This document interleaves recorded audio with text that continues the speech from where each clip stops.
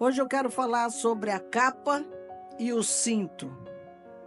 1 Reis 17, eu não vou ler o texto, vocês conhecem, eu vou citando e a gente vai estar conversando pelo caminho, ok? Elias foi um homem colocado por Deus para trazer uma libertação a uma nação. Não foi algo focado, não foi algo pessoal, não foi o seu gueto, mas Deus tinha um propósito na vida desse homem para que ele libertasse a sua nação. E para que a gente pense na libertação de uma nação, tudo começa pelo indivíduo. Se o indivíduo não for liberto, o seu habitat também não vai ser. As pessoas que convivem com eles também não vão ser. Então é um processo em cadeia. Deus ele levanta esse profeta e o leva até o rei. E a Bíblia diz no versículo 1 do capítulo 17: Então Elias, o tisbita dos moradores de Gileade, disse a Acabe: Tão certo como vive o Senhor Deus de Israel, perante cuja face estou, nem orvalho, nem chuva haverá nesses anos, segundo a minha palavra. Se nós queremos mudança na nossa nação, tudo começa aqui, irmãos. Quem está conduzindo a sua vida? Elias, ele disse aqui que ele serve a um Deus perante cuja face ele está. E ele dizia isso diante do rei. Este era o rei que ele servia. Embora ele estivesse falando com o rei Acabe, ele estava dizendo para o rei: olha aqui, rei, assim como vive o Senhor Deus perante cuja face eu estou. Só quem anda diante de Deus tem esse nível de autoridade para falar a uma outra autoridade. Toda cidade, ela tem 3 níveis de autoridade: municipal, governamental e espiritual. Não pense que um decide tudo, um depende do outro e eles precisam caminhar juntos. A nação da mesma forma. E Deus leva o profeta ali para que fale com o rei e ele deixa claro antes de qualquer coisa: eu estou aqui porque o Deus cuja face eu estou perante ele mandou te dizer um recadinho bem durinho. E aí eu te pergunto, perante quem você tem se colocado? Nós queremos poder, queremos autoridade, queremos realizar milagres, prodígios, mas nós não temos tempo para nos colocar perante a face de Deus. Se você quer crescer, queridos, é fundamental que você comece a desenvolver esse hábito de ficar na presença dele. Ainda que você não ore, fica lá. Fica lá, vai ter uma hora que o Espírito de Deus vai te visitar. Vai ter uma hora que vem um calorão. Às vezes os meninos ficam invocados que eu peço muito ar-condicionado em cima de mim. Não é menopausa não, velho. É a presença de Deus que ele vem e é um fogo que queima e extravasa e é um negócio absurdo e precisa de vento, senão eu morro queimada. E Deus quer visitar você na sua casa. Fica lá. Vai ter uma hora que você vai ficar caladinho, mas de repente começa o Espírito a se mover. Ele quer ver se você tem perseverança. Se você está ali decidido a ter essa presença com ele. E nessa hora, quando ele vem, traz um quebrantamento, começa a trazer palavras na sua boca para que você fale a ele. Quando você pensa que não, o fogo começa a pegar e você já tem até que levantar, buscar socorro, porque o negócio pega mesmo. Deus, ele quer nos visitar. Agora, quanto tempo você passa perante o seu celular, perante a internet, perante televisão, perante série? Tem gente que vira noite vendo série. Cara, para refletir. Não, mas eu gosto. Você gosta mais disso do que de Deus? Ah, apóstolo, nem se compara. Pois então, se não se compara, deixe e venha para Deus. Porque às vezes fica lá na busca, não vou ver a próxima, vou ver o que vai dar. Pior que novela, irmãos, é um vício que precisa ser interceptada. Aqui nós vemos claramente a diferença das orações respondidas, porque Deus ouve aqueles que estão perante a sua face. E veja que Elias, o que ele falava, Deus nem questionava, Deus fazia acontecer. Era como se os céus dissessem amém para Elias. Deus não dizia, não, peraí, Elias, não faça isso não. Não, tudo que Elias orava, Deus endossava e fazia as coisas acontecerem. No verso 3, o profeta, ele recebe um comando de Deus.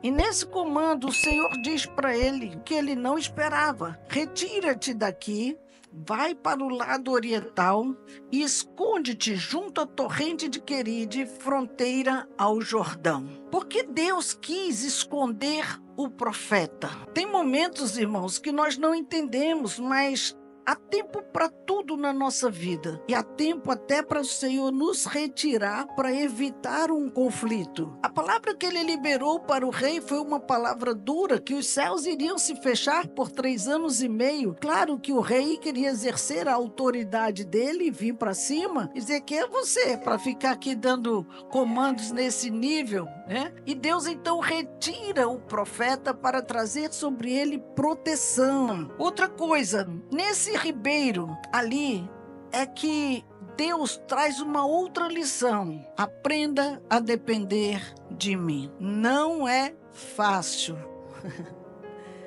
mas é possível. É um aprendizado.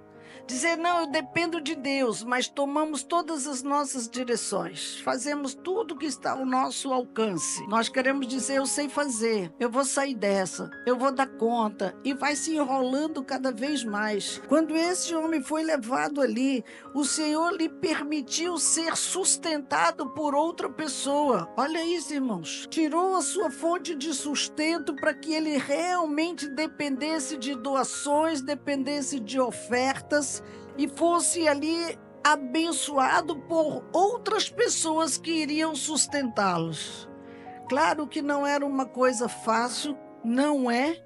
E Elias sabia disso. E aí, para piorar um pouquinho a história, o Senhor disse para Elias, Elias, você vai encontrar uma senhorazinha aí, pode chegar junto dela.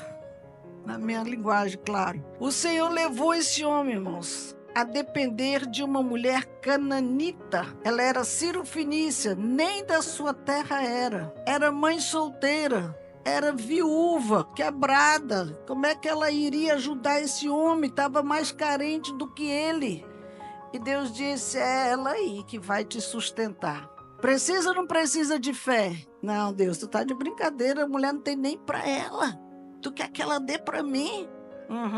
Irmãos, como a gente confunde a voz de Deus com a nossa voz. A nossa voz e a nossa alma, ela quer coisas muito reais, muito objetivas, coisas palpáveis, coisas que nós controlamos. Deus levou Elias a perder total controle dele. Se você é meu, o controle também é meu. Está disposto? Nem todo mundo está. Não, eu sou dono da minha vida, eu faço o que eu quero. Aqui Elias estava sendo provado diante de Deus, mas ele obedeceu a todas as instruções que ele recebeu de Deus. Todas elas, por mais esquisitas que foram, este homem recebeu, disse, tá bom, eu vou para lá. O que ocorre, irmãos, é que a maioria das pessoas querem bênçãos, mas não querem obediência. Falar que Elias foi um profeta extraordinário, beleza, mas veja o preço da renúncia, veja o preço da fé, veja o preço da espera, veja o preço de olhar a impossibilidade. É um preço alto que precisamos estar dispostos a confiar 100% em Deus. É tudo ou nada. E às vezes nós não entendemos por que entramos em situações como essas. É o teste de Deus se nós vamos ser aprovados para o próximo nível ou não. Se não, fica lá onde que você está, o crentezinho do banco. Mas se você quer grandes obras de Deus, quer fazer grandes coisas através do Senhor, precisa depender dele, porque as coisas não vão acontecer do nosso jeito. Seja em que lugar nós formos pregar esse evangelho, vamos encontrar os valentes daquele território e precisamos depender muito de Deus para neutralizar a ação desses valentes que tentam impedir a obra de Deus. Por isso que a obediência total a Deus nos faz ter completa aquilo que Ele tem para nós, como Elias viveu. Para mim é um exemplo, irmãos, porque se ele não obedece, se ele não confia, o ministério dele estava acabado. Ele perdia tudo. Lembre-se que aqui ele estava com muito medo da rainha Jezabel. Ele estava aterrorizado pela ameaça de morte que ela tinha feito a ele.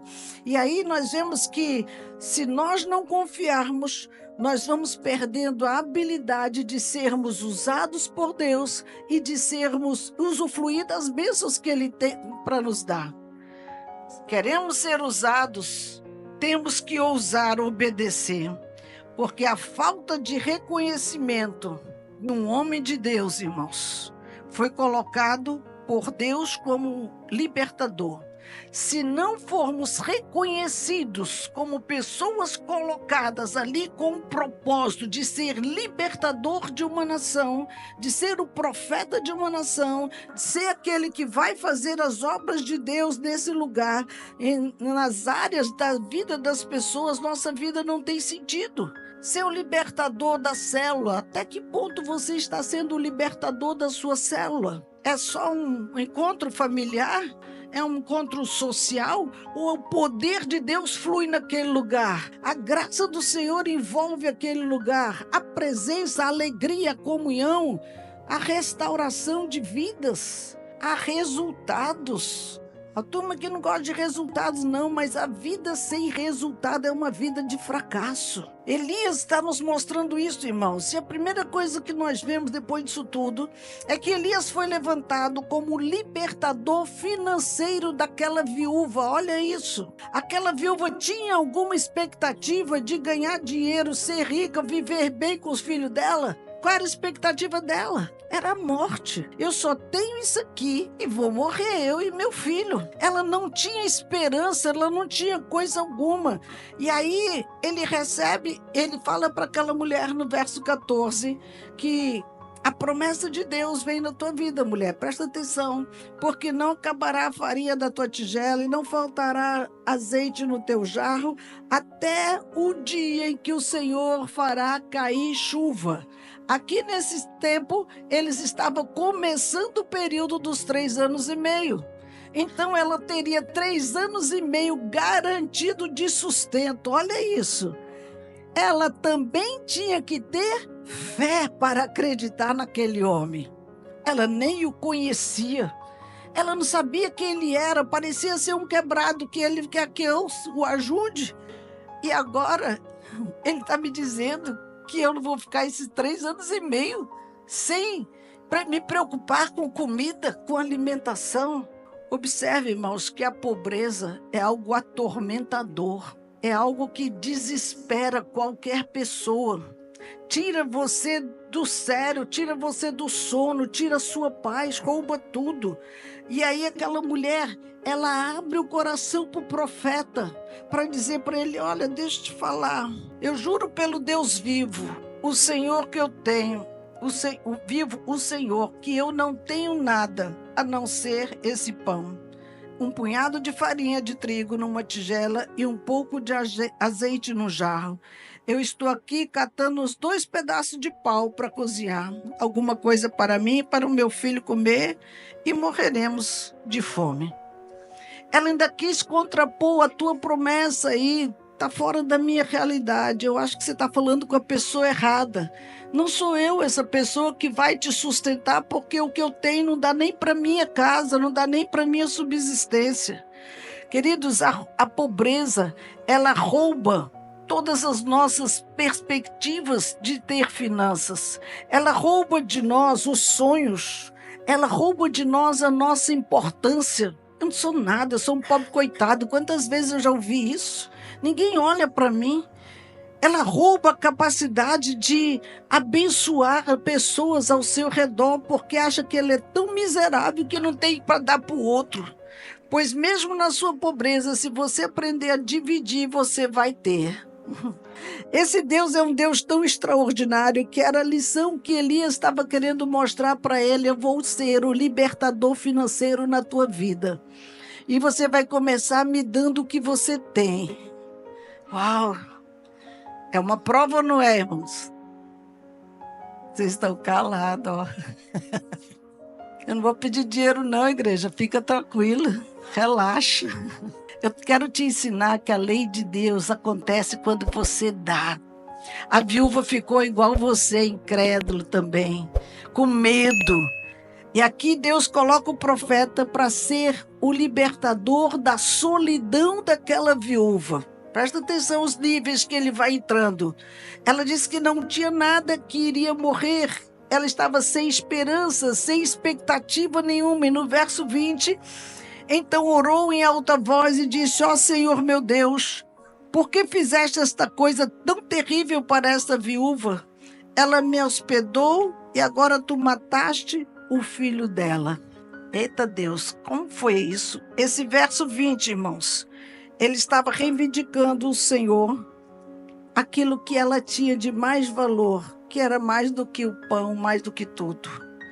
E aqui Deus colocou o profeta Elias para dizer a ela que o Deus de provisão continuava ali. Nesse verso 21, essa já é outra viúva. Acabei misturando as viúvas, né? Acontece. Mas eu quero falar sobre o nível da incredulidade, da solidão, a libertação da solidão. Essa segunda viúva, ela, para corrigir, né? Você não ficar confuso. Essa segunda viúva, ela não podia ter filho. Essa segunda viúva, não, essa segunda mulher, ela não podia ter filho. E o Senhor deu através de Elias e o filho morreu. E ela foi atrás dele e disse: eu não te pedi, menino. Por que tu me trouxe esse menino aqui?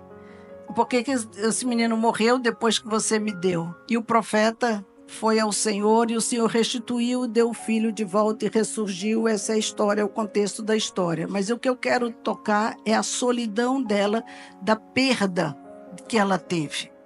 Toda perda, irmãos, traz essa sensação de fracasso. Toda perda traz essa sensação de penúria, de tristeza, como se não existisse outros componentes na família, outros amigos, outras coisas a se fazer, e a pessoa se isola.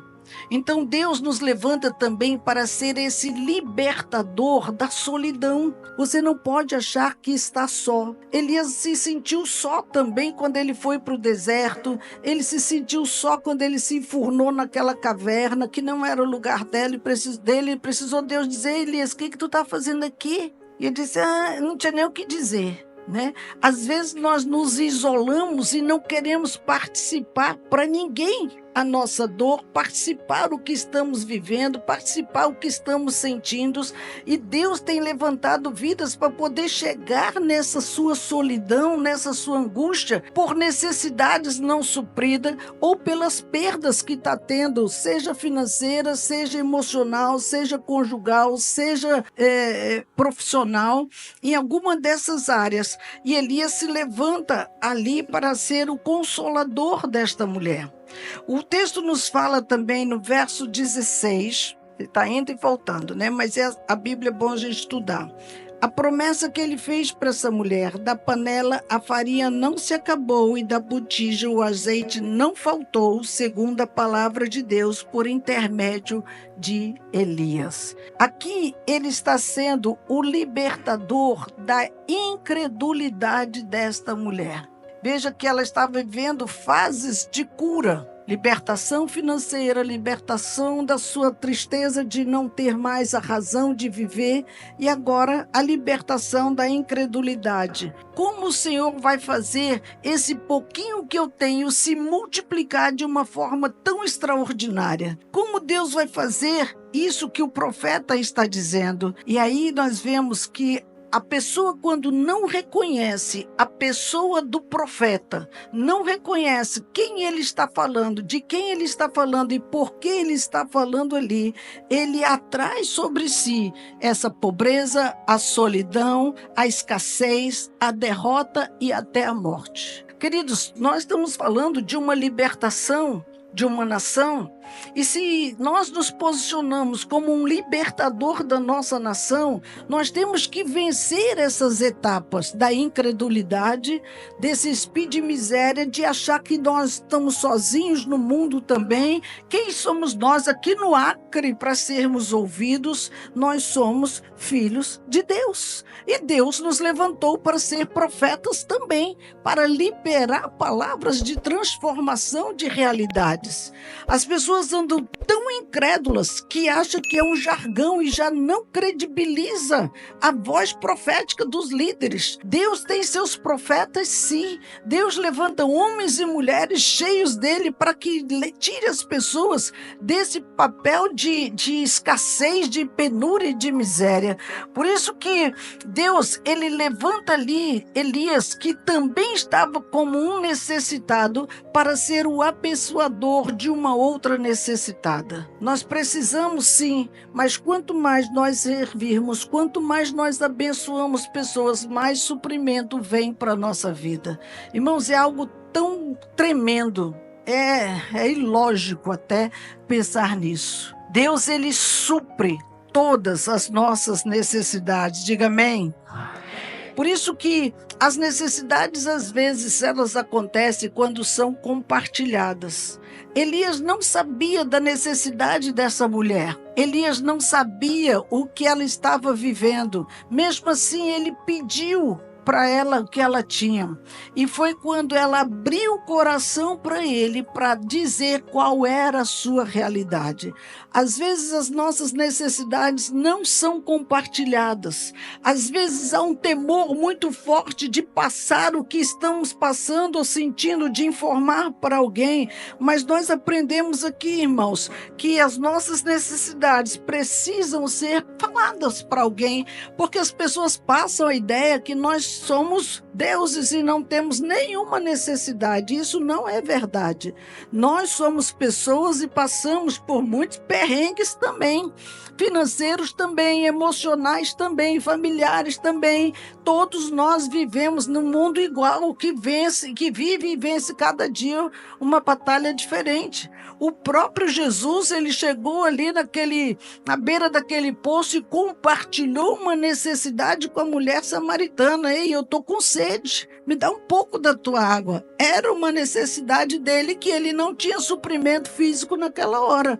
Mesmo sendo Deus, ali ele era homem. Por isso que nos tornamos pessoas vulneráveis quando nós não falamos para o outro o que nós estamos vivendo. Ficamos vulneráveis porque a nossa fé oscila quando talvez alguém que estivesse ao nosso lado era o provedor para aquele momento. Elias aparentemente não era o provedor daquela viúva. Pelo contrário, Deus colocou aquela mulher para que ele dependesse dela. Nenhum dos dois sabiam disso, mas eles decidiram confiar. Elias confiou na palavra de Deus que foi dada a ele para liberar aquela mulher, e aquela mulher confiou na palavra profética que Elias liberou sobre a vida dela, que o azeite iria se multiplicar. Um credibilizou o outro. Queridos, se nós não credibilizarmos a Deus, o que ele manda fazer, e não credibilizarmos a palavra que recebemos profética de alguém, nós tendemos a parar a nossa vida e até morrer. Porque cremos em quê? Hoje o mundo está no mundo da mentira e nós não temos muito como acreditar em muitas coisas. Mas a palavra, ela é a verdade e nós temos que acreditar nela. Por isso que quando ela abriu o coração, o verso 13 diz que Elias disse para ela: não tenha medo. Olha isso, irmãos. Eu queria que os irmãos vivenciassem essa cena. Você estando ali como essa viúva, você estando ali com o último que você tem, você estando ali com o profeta te liberando uma palavra dessa. Não é uma coisa fácil, não é simples, mas Deus nos abençoa. Em Gênesis 15:1, quando Deus chama Abraão, ele também diz isso para Abraão: não temas, Abraão. Era difícil? Era, mas ele diz: não tenha medo. O não temas quer dizer não tenha medo. Quantas vezes nós temos medo dizendo: Senhor, não vai dar certo. Não é bem assim. Nós colocamos umas palavras bonitinhas, mas na realidade eu não acredito não. No fundo, eu não acredito não. Se nós não credibilizarmos, nós não vamos ver os milagres. Então veja que aqui Jesus, tanto Jesus como Elias, eles discerniram necessidades. Elias discerniu a necessidade daquela viúva. Jesus falou para ele da necessidade dele, porque ele discerniu a necessidade daquela mulher que estava escrava daqueles 7 maridos que ela tinha, aqueles 5 maridos. E Jesus discerniu: eu vou me aproximar, porque eu tenho o que ela está procurando. Então veja que a situação daquela mulher podia até parecer desesperadora, mas Elias tinha uma resposta para ela. Diga: eu tenho uma resposta para esse mundo. O Senhor nos chamou para ser resposta desse mundo e não para ficar perguntando: e agora? O que vai dar? Meu Deus, eu não sei o que fazer. Não, nós somos a resposta, irmãos. A palavra, ela nos dá respaldo para ser boca de Deus e dizer o que vai ser, o que vai acontecer. O Senhor já deixou registro na sua Bíblia de tudo que vai acontecer. Então nós não temos por que achar ruim e dizer: Maranata, ora vem, Senhor Jesus. Não, o que está acontecendo estava escrito. Então nós vamos ter que passar por isso, irmãos. Observe que o Senhor foi lá para retirar o povo do Egito, e para tirar ele teve que mandar as 10 pragas, não foi? Eles saíram antes das pragas ou depois? E por que você quer ir embora antes? Temos que passar perrengue também. Agora temos que passar acreditando, porque Jesus é o nosso libertador hoje. Elias foi o libertador daquela época, mas o nosso libertador hoje é Jesus. E antes de ir para a cruz, o que Jesus fez? Ele preparou uma mesa, ele chama os seus discípulos e conta para eles tudo o que iria acontecer. E aconteceu. Saiu dali, ele foi para a cruz, e depois da cruz ele volta, e não volta para a cruz, ele volta para a mesa outra vez e chama aquele camarada para dizer para eles tudo que já tinha acontecido e eles não tinham percebido. Deus está mostrando, irmãos, está escrito, ele está falando e nós não estamos acreditando. Então ele vai ter que voltar para dizer para nós o que já aconteceu? Não, agora não temos mais essa chance como antes. Agora as coisas são diferentes, porque Jesus fez uma reunião com eles da sua ressurreição, mostrando que o marco de um novo começo era aquela cruz. O marco de uma nova história estava ali naquela cruz. E aí, a partir dali, era necessário que as alianças fossem refeitas. Porque antes eu estou contigo, eu vou morrer por ti, eu sou teu amigo, eu sou. Só que quando Jesus subiu naquela cruz, não conheço ele não sei quem ele é. Não sou, nunca andei com ele, não sei nada dele. Ei, Pedro, não tinha só aquele Pedro lá, tem muitos Pedro hoje também, irmãos, que só é de Jesus quando convém.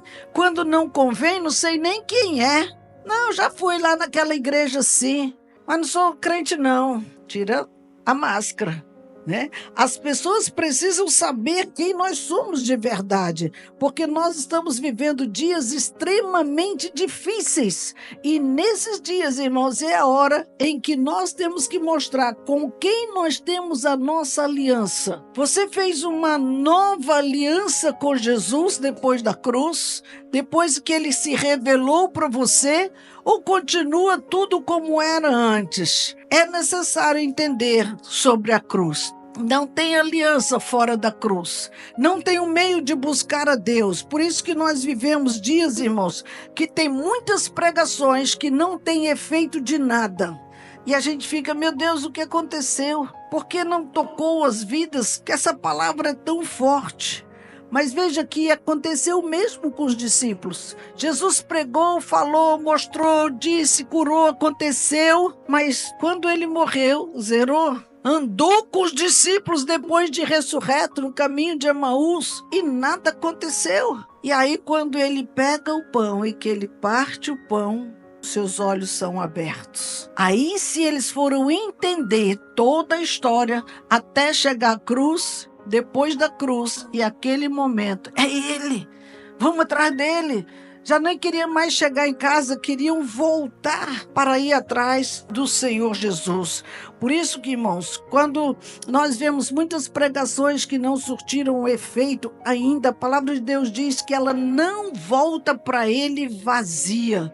Não é para nós, é para ele. Vai ter o tempo da colheita dele ali, porque na hora que ele partir o pão, os olhos serão abertos, sim. Nós vamos poder ver com os olhos totalmente desvendados para enxergar a realidade do nosso Deus. E aqui você pode perguntar, mas como que eu vou para a mesa? Lucas capítulo 22, no verso 10, Jesus mostra para os discípulos quando foi para preparar a última ceia, disse, onde nós vamos comer a última ceia? Ele diz, vai, entra na cidade, você vai ver um homem carregando um cântaro, segue esse homem. E aonde ele ficar, você diz, o mestre quer essa sala para poder fazer a ceia. E ali preparai a ceia. Se você quer saber aonde é essa ceia com o Senhor, precisa seguir este homem. Queridos, naquela época, homem não carregava cântaro. Era uma atribuição exclusiva da mulher. Ela que ia buscar água, ela que trazia e levava em qualquer hora. Homem não carregava.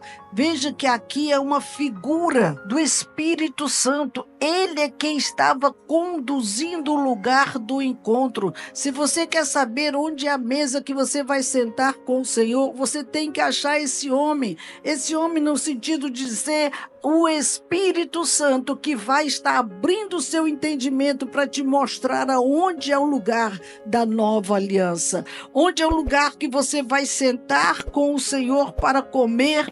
E este homem, diz o texto lá de Lucas 22, que ele vai te conduzir a um lugar espaçoso. Está imprensado hoje, não está? Está espremido hoje, não está? Estamos gemendo, não estamos? Pois ele vai te levar para um lugar espaçoso, para pastos verdejantes, para lugar de refrigério, para lugar de descansos. A Bíblia tem nos dito, irmãos, que teremos muita aflição neste mundo. Aí você diz, então como eu faço? Deus vai te mostrar pessoas que carregam a unção. O Espírito Santo, ele não está vagando no deserto, não está vagando no tempo. Ele está numa pessoa. E você precisa identificar essa pessoa que carrega a unção. Esta unção é que nos leva, irmãos, para que andemos na presença de Deus. E esta unção é a capa que cobre todo o homem e a mulher de Deus.